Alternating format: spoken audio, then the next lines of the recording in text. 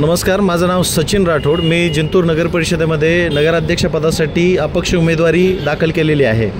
मी आज निवडणुकीला 12 दिवस बाकी आहेत आणि मी तुम्हाला सांगायला आलो आहे की मी काय तुम्हाला देतोय आणि ते लोक तुम्हाला काय देत आहेत। बरेच लोक याच्यावरती येतो, बरेच लोक मला म्हणतात की तुम्ही खूप गडबड केली, तुम्ही खूप गडबड केली। मला त्या लोकांना फक्त एकच उत्तर द्यायचं आहे, भगतसिंगांनी वयाच्या 23व्या वर्षी फाशी घेतली देशासाठी।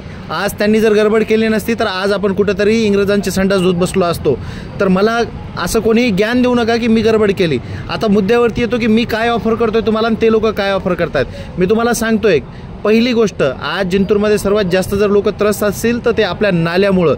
ही जी आज मी बाजूला नाल्याच्या बाजूनच व्हिडिओ बनवतोय मी ऑफर करतोय तुम्हाला स्वच्छ आणि निर्मळ नाले, म्हणजे जिथे की रोज नाली काढण्यात येईल आणि रोज कचरा साफ करण्यात येईल, आणि ते लोक तुम्हाला ऑफर करतात 2000 रुपये। विचार करा, मी 5 वर्षासाठी तुम्हाला स्वच्छ नाली ऑफर करतोय, ते 2000 रुपये ऑफर करतात। मी तुम्हाला ऑफर करतोय स्वच्छ आणि निर्मळ पाणी, स्वच्छ आणि निर्मळ पाणी, ते तुम्हाला ऑफर करतात बियर, कधीपर्यंत? निवडणूक होईपर्यंत। मी तुम्हाला ऑफर करतोय की तुमचं आरोग्य व्यवस्थित राहील, त्या गोष्टींची काळजी आम्ही घेणार। सेक्स एज्युकेशन, आज जे समाजामध्ये विकृत परिस्थिती निर्माण होत चालली, विकृत माइंडसेट निर्माण होत चाललेला आहे, कारण सेक्स एज्युकेशन सर्वात बेसिक गोष्ट असली पाहिजे। ती शाळेतून नाही तर घरातून ती कुठली तरी शिकवली, कोणीतरी शिकवायला पाहिजे।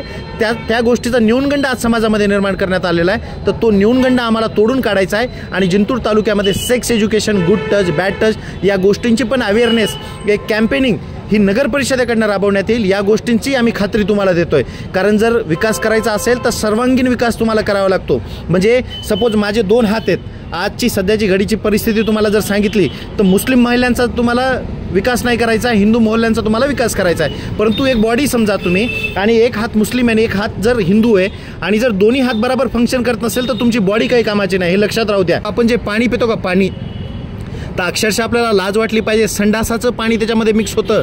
कुठे मिक्स होतं तुम्हाला सांगतो, आपली जी पाईपलाईन आहे ना ती कित्येक जागी फुटलेली आहे, नाल्यांमध्ये फुटलेली, ते पाणी त्याच्यामध्ये कंटॅमिनेटेड वॉटर त्याच्यामध्ये मिक्स होतं। म्हणजे आपण जे हगलेलं पाणी आहे ना ते आपल्या पिण्यात येतंय, तिथून रोगराई वाढतीये। ते लोक ते ऑफर करतात, आम्ही काय ऑफर करतोय, 5 वर्षासाठी तुम्हाला स्वच्छ आणि निर्मळ पाणी भेटेल। आम्ही जागोजागी वॉटर ATM सुद्धा बसू, जिथे की तुम्हाला 5 रुपयामध्ये 20 लिटर पाणी तुम्हाला भेटेल।